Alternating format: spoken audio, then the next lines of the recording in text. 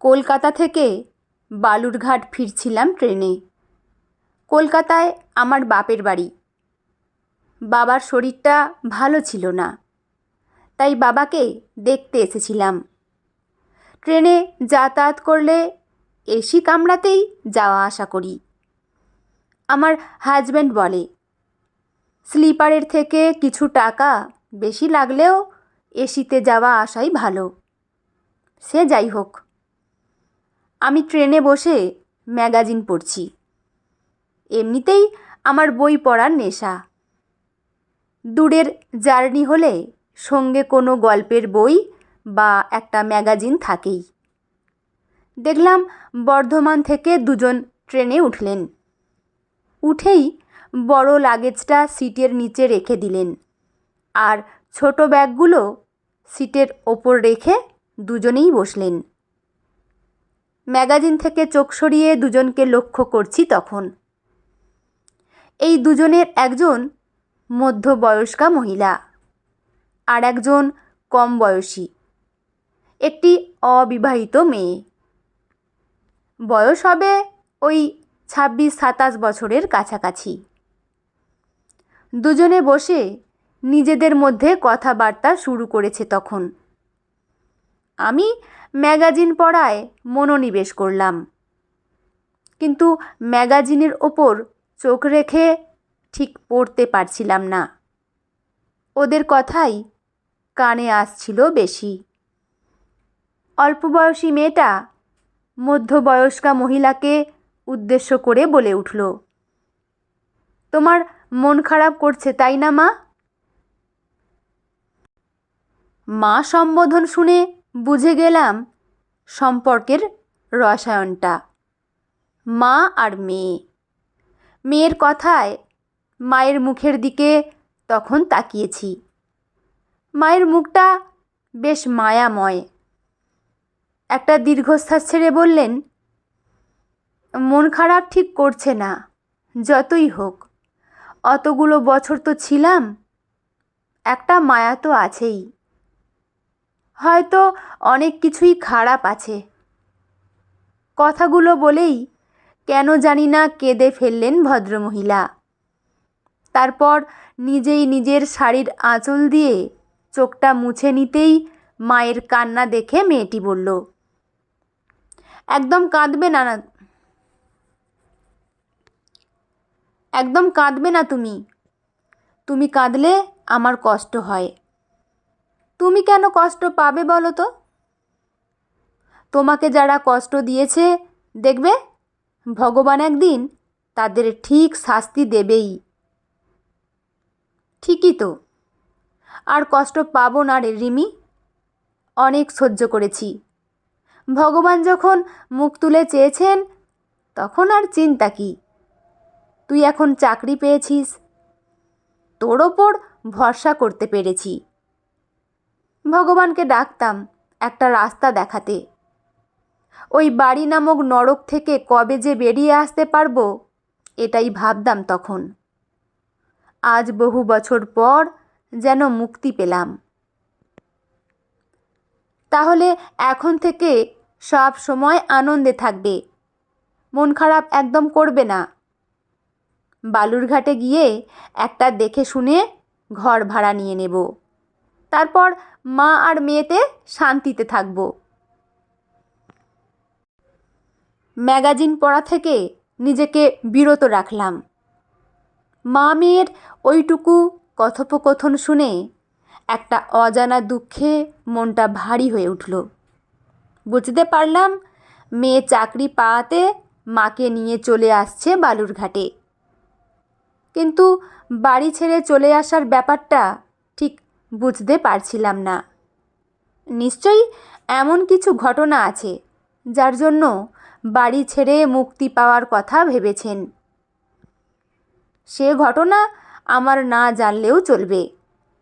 তবে বালুরঘাটে ঘর ভাড়া নিয়ে থাকবে শুনে নিজে থেকেই জিজ্ঞেস করলাম, আপনারা বালুরঘাটে কোথায় যাবেন?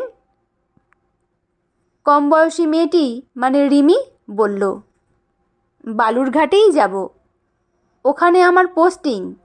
নতুন চাকরি পেয়ে যাচ্ছি। আপনি মনে হয় বালুরঘাটেই থাকেন? হ্যাঁ, আমি বালুরঘাটেই থাকি বলেই তো জিজ্ঞেস করলাম। বালুরঘাটে থাকি শুনেই ভদ্রমহিলা মেয়ের দিকে তাকিয়ে বলে উঠলেন, ওই তো উনি বালুরঘাটে থাকেন। আচ্ছা দিদি, বালুরঘাট জায়গাটা কেমন? কখনো তো ওদিকে যাইনি। একটা ভয় তো করছেই। আমরা এই দুটি মেয়ে ঘর ভাড়া নিয়ে থাকব। কিছুই তো চিনি না, তাই একটু জিজ্ঞেস করে নিচ্ছি। খারাপ ভাববেন না যেন। না না, খারাপ ভাববো কেন? বালুরঘাটে আমি কত বছর কাটিয়ে ফেললাম, কোনো অসুবিধা নেই। আপনারা নিশ্চিন্তে থাকতে পারেন। ঘর পাওয়া নিয়ে কোনো সমস্যাও হবে না। আমার কথায় ভদ্রমহিলা একটু আশ্বস্ত হয়ে বললেন, আপনার চেনা পরিচিত কেউ আছে? তাহলে একটা ভালো ঘর দেখে দিত। বেশ, আমি আমার কর্তাকে বলবো। ওর অনেক পরিচিত আছে, একটা ব্যবস্থা ঠিক করে দিতে পারবে। বুঝলি রিমি, আমরা খামোখা ভয় পাচ্ছিলাম। যার কেউ নেই তার তো ভগবান আছে। এই দিদিই ব্যবস্থা করে দিতে পারবে। সত্যি একটু স্বস্তি পেলাম দিদি। সেদিন এইভাবেই শুরু হয়েছিল কথা। কথা বলতে বলতে পরিচয়টা আরও একটু গাঢ় হওয়াতে ওই মধ্যবয়স্কা ভদ্রমহিলা নিজেদের কথা বলতে শুরু করলেন। আমিও কথা বলতে বলতে সাহস নিয়ে জিজ্ঞেস করেই ফেললাম, যদি কিছু মনে না করেন একটা কথা জিজ্ঞাসা করি? তা একেবারের জন্য বাড়ি ছেড়ে চলে আসলেন কেন? ভদ্রমহিলা আর সামলাতে পারলেন না নিজেকে। নিজের ভিতরে জমে থাকা সব কথাগুলো আমাকে বলতে না পারলে যেন স্বস্তিই পাচ্ছিলেন না। বললেন, পরিচয় যখন হয়েই গেল তখন বলতে আর অসুবিধা নেই। জানেন, সে এক বড় গল্প, বললে হয়তো ইতিহাস হয়ে যাবে দিদি। আমাদের মেয়ে মানুষের জীবনটা খুব সহজ নয়। মেনে নিতে নিতে একটা সময় আসে তখন জীবনের চাওয়া পাওয়াগুলো কিছুই থাকে না আর। একটা সময় মনে হয় হেরেই গেলাম, আর বাঁচতে ইচ্ছা হয় না। কিন্তু কেউ কেউ বাঁচার ইচ্ছে ভীষণভাবে জাগিয়ে তোলে। মরে যাওয়া গাছটা আজ বেঁচে ওঠে আবার। রিমি চাকরি পেয়ে আমাকে ঘর থেকে বের করতে পেরেছে। একসময় আমি কাঁদতাম।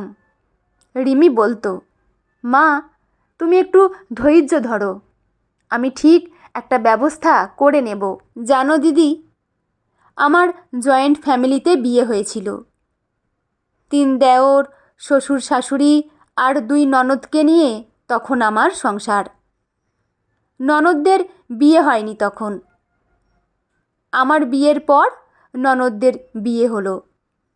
আমার বাবার অবস্থা ভালো ছিল না। বেশি দূর লেখাপড়া না করিয়েই বিয়ে দিয়ে দিল। বাবার অর্থ না থাকলে আর নিজে কিছু না করলে শ্বশুর বাড়িতে মেয়েদের যে কী দুরবস্থা হয় সেটা আমি হাড়ে হাড়ে বুঝেছি। আমার কপালে সুখ ছিল না। স্বামী মানুষটাই ছিল চরিত্রহীন। বাড়িতে বউ থাকা সত্ত্বেও অন্য একজনের সাথে সম্পর্ক। এটা আমি জানতে পারার পর অশান্তি শুরু হলো। দাঁতে দাঁত চেপে কত যে যন্ত্রণা সহ্য করেছি, দিনের পর দিন মার খেয়েছি। একদিন গায়ে কেরোসিন তেল ঢেলে দিল পুড়িয়ে মারবে বলে। শাশুড়ির প্রচ্ছন্ন প্রশ্রয়ে সব কিছুই চলতো।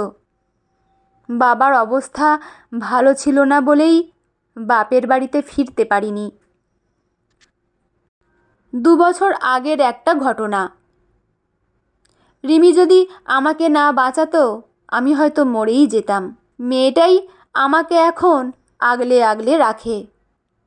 অনেক যন্ত্রণা গাঁথা আছে বুকে। শেষমেশ বেরোতে পেরেছি আজ নতুন একটা ঘরের টানেই। কথাগুলো বলতে বলতেই ভদ্রমহিলা যেন মনটা খারাপ করে ফেললেন। চোখ দুটো তখন জলে ভিজে। দেখলাম পাশে পড়ে থাকা ব্যাগটা থেকে একটা ফটো বের করে দেখতে লাগলেন। গাল বেয়ে চোখের জল গড়িয়ে পড়ছে।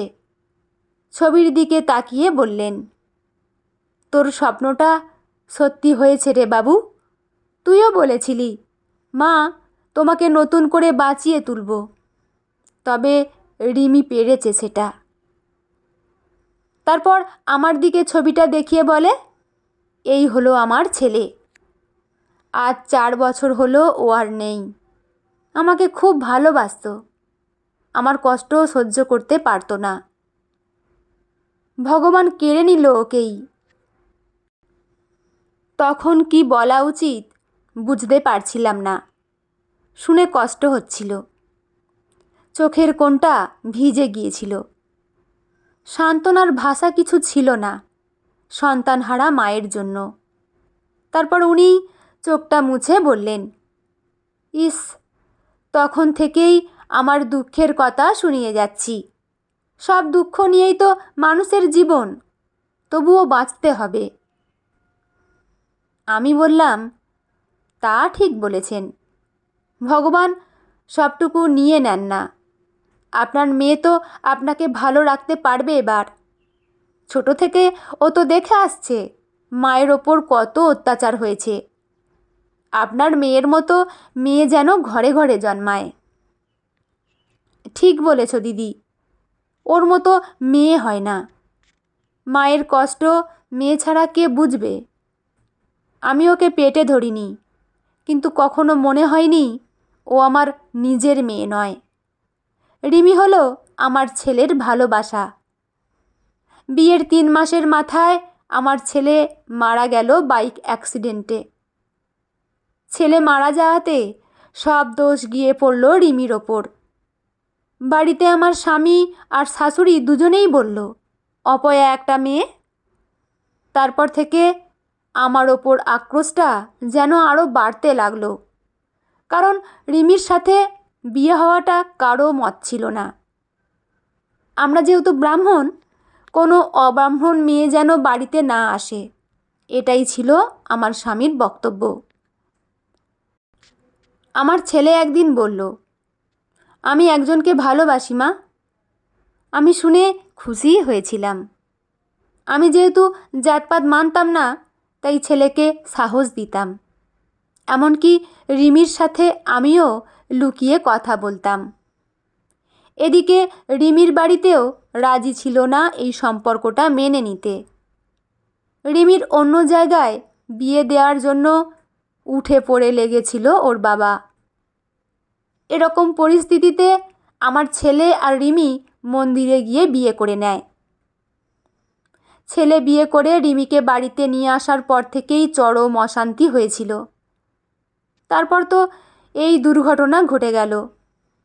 ছেলের মৃত্যুর জন্য দায়ী করলো আমাকে।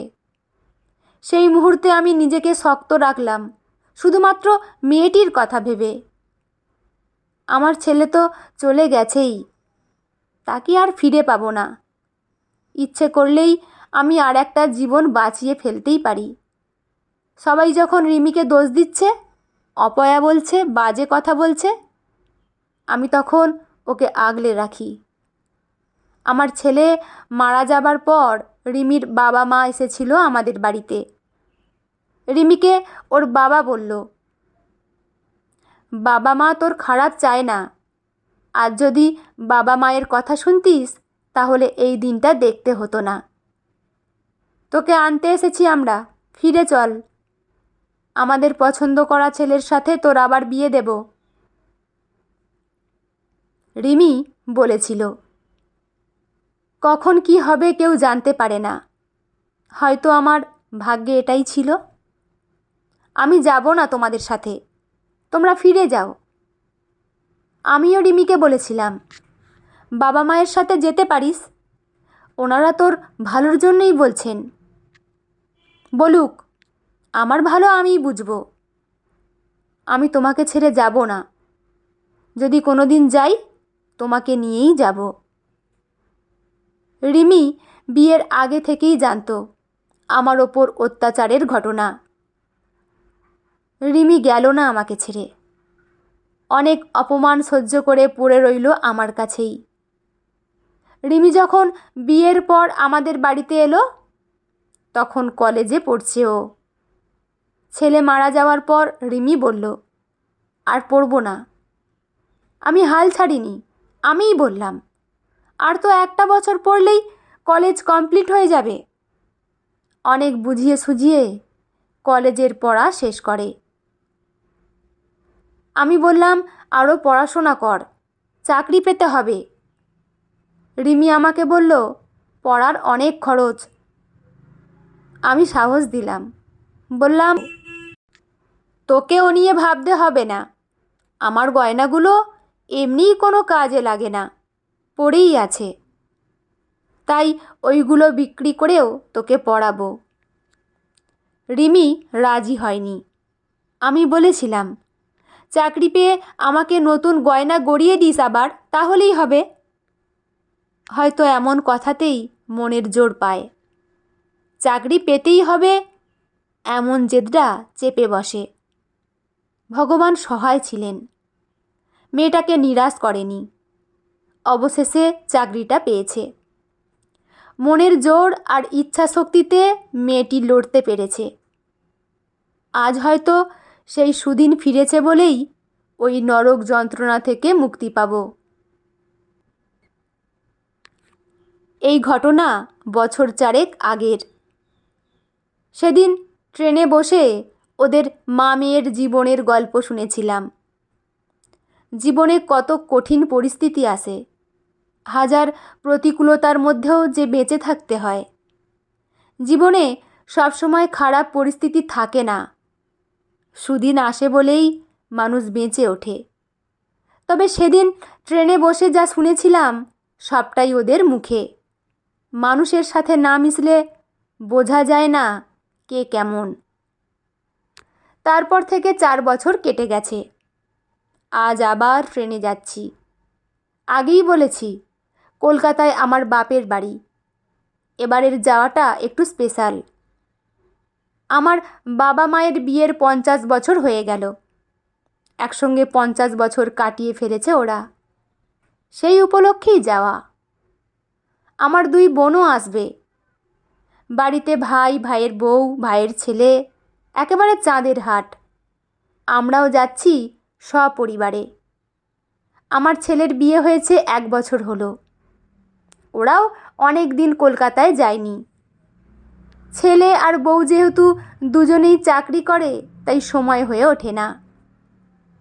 আমার ছেলেই বলল, তোমরা যখন সবাই যাচ্ছ তাহলে আমরাও যাব। এই সুযোগটা আমরাও হাতছাড়া করব না। তাই সপরিবারে ট্রেনের মধ্যে জমিয়ে গল্প করতে করতে যাচ্ছি। আসলে ট্রেনে যাতায়াত করলে আমি বরং গল্প শুনি মানুষের কাছ থেকে। যেমন 4 বছর আগে কলকাতা থেকে বালুরঘাট আসছিলাম, তখন এক মধ্যবয়স্কা মহিলার জীবনের গল্প শুনেছিলাম। কিন্তু আজ আবার সেই ভদ্র মহিলাকেই পেয়েছি আমাদের মধ্যে। তবে ভদ্রমহিলা সত্যিই ভালো মানুষ। ওনার সাথে আত্মীয়তা না হলে বুঝতেই পারতাম না উনি কেমন। সেদিনের ট্রেনে পরিচয় থেকে আমাদের আরও পরিচিতি বাড়ে। আমার কর্তাই বালুরঘাট শহরে একটা ঘর ভাড়া দেখে দেয়। আমি নিজে থেকেই একটু খোঁজ খবর নিতাম ওদের। এইভাবে 2 বাড়িতে আসা যাওয়া শুরু হয়। রিমিকে দেখে আমার খুব ভালো লাগে। ঠিক করি আমার ছেলের বউ করে আমার বাড়িতে নিয়ে আসব। ততদিনে ওই ভদ্রমহিলার সাথে বেশ ভালো সম্পর্ক হয়ে যায়। দুজনেই দুজনকে দিদি বলে ডাকি। একদিন সাহস নিয়ে প্রস্তাবটা দিয়েই দিই। বলি, দিদি, রিমির বিয়ের জন্য ভাবো এবার। একটা ভালো ছেলে দেখে ওর বিয়েটা দেয়া দরকার। কথাটা শুনে উনি বলেন, আমিও চাই ওর বিয়েটা হোক, একটা জীবনসঙ্গী দরকার। তাছাড়া আমি ওকে বলেওছি। রিমি বলেছে, তুমি যেটা ভালো বুঝবে সেটাই করো। ভালো ছেলে থাকলে বলো, তাহলে রিমির বিয়েটা দেব। তুমি যদি চাও তাহলে আমার ছেলের সাথেই রিমির বিয়ে দেব। আমার ছেলেও রিমিকে পছন্দ করে। এই তো 1 বছর হয়েছে সবে। রিমি এখন আমার ছেলের বউ। আজ সবাই মিলে হৈ হৈ করতে করতে ট্রেনে যাচ্ছি। তবে এবারে উল্টো দিকে, বালুরঘাট থেকে কলকাতা। বন্ধুরা, ঘটনাটি এখানেই সমাপ্ত। আপনাদের কেমন লাগলো অবশ্যই কমেন্ট করে জানাবেন। লেখা সরজিৎ ঘোষ, পাঠে আমি রিমি। আর চ্যানেলে নতুন বন্ধু হয়ে থাকলে চ্যানেলটি সাবস্ক্রাইব করে পাশে থাকবেন। দেখা হচ্ছে পরের কোনো গল্প বা ঘটনা নিয়ে। ভালো থাকবেন সবাই। ধন্যবাদ।